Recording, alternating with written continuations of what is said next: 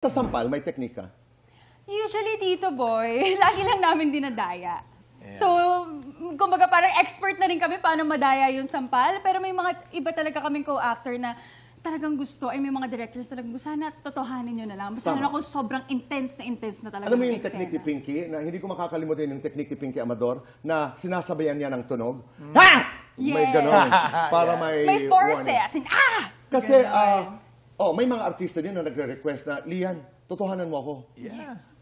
Yung mga ganun talaga, Tito Boy. Tapos parang ako, pag sinasabi nila sa akin, parang sure ka ba talaga?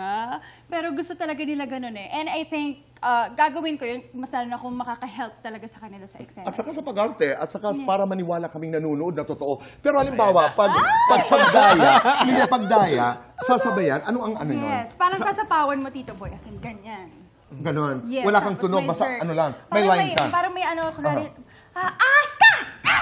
Ganyan. At saka nasa angling din ng camera. Yes. Wow!